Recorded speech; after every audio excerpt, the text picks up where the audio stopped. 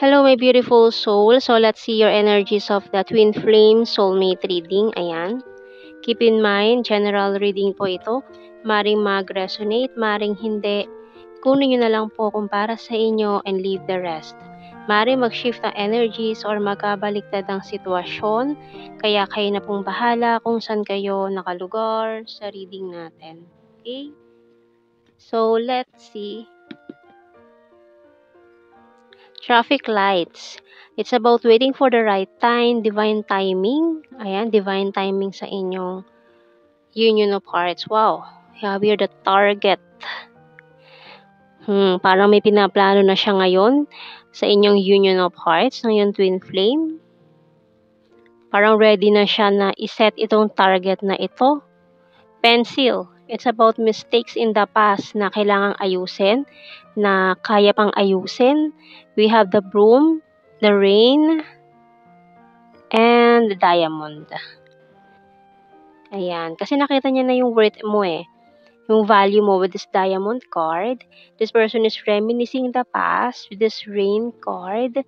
So with this broom, gusto niya ulit bumalik sa'yo to have this parang collaboration or magsama ulit kayo, ganun. Gusto niya yung mga ganun bagay. Ayan. Scissor, bottom card natin. And matagal na rin kayong walang contact nitong taong to. Walang communication. Ayan. So, tingnan natin. Anong message ng Archangels sa Twin Flame reading natin?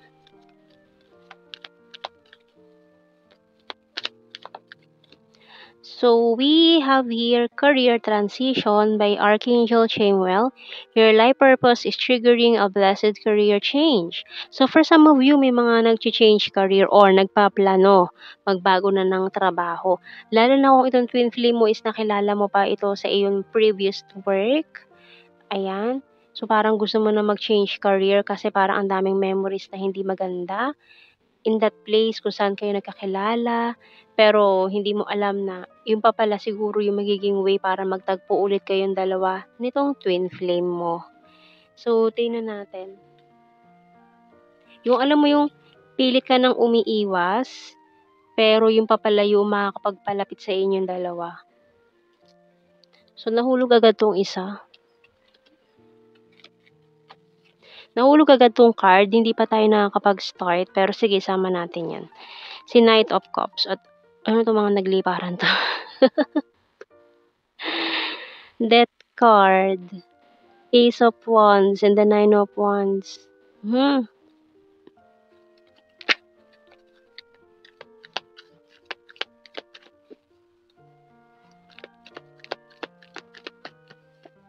Nine of Swords. So your twin flame is thinking of you, especially at night. Lagi kanyang iniisip, heavily thinking of you. Queen of Pentacles, the Knight of Wands, Four of Cups. Ayan. Nagsisisi siya na nireject ka niya eh. Na maaaring pinili niya si Karmic. Ayan, Knight of Swords. Wow. Ang dami nating knights dito. And the Nine of Cups. Ang dami nating kabalyero. Ayan. Talagang this person is ready for action. Itong mga plano niya, gusto niya nang i-take or gusto niyang gawin na. Itong mga plano niya. Three of Pentacles. Okay, so this person is working behind the scene na. This person is working na talaga na about this union of hearts with you. Tingnan natin.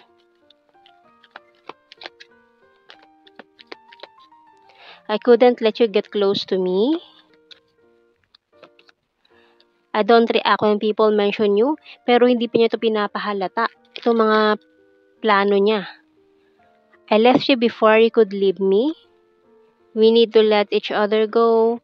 I know I was a distraction from your pain. I'm starting to understand our connection. I feel you even though we are apart. So many things remind me of you. And I'm so attracted to you.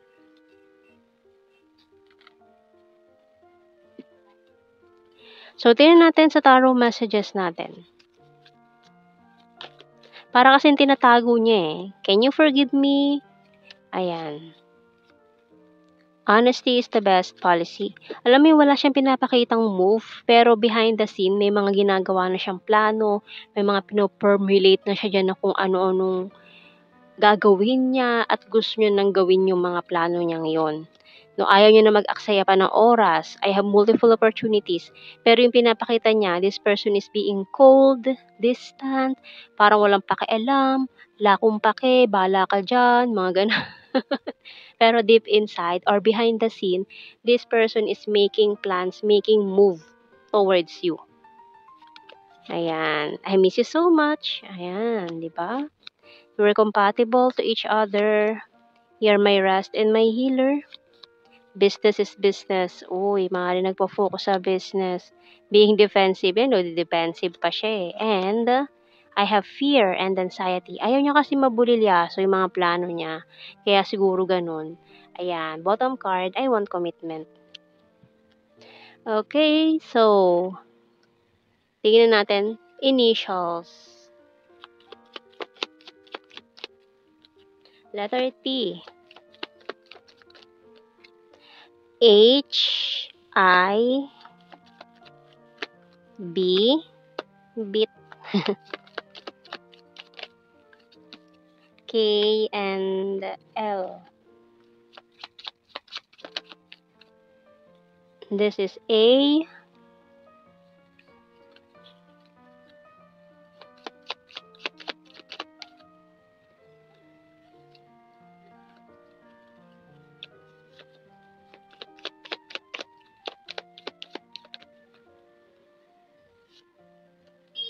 letter Z, letter E.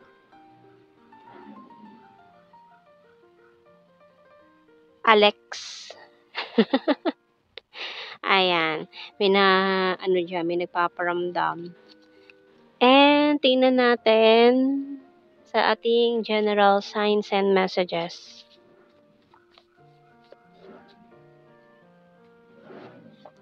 Rainy season. So, this person is talaga, kapag maulan, nagsisenti. Lalo kanyang namimiss kapag umuulan. Private person. Siguro marami kayong moments together na magkasama during rainy days. Kaya iniisip niya yun, inaalala niya. Weird. Sagittarius. Cancer sign. Athletic.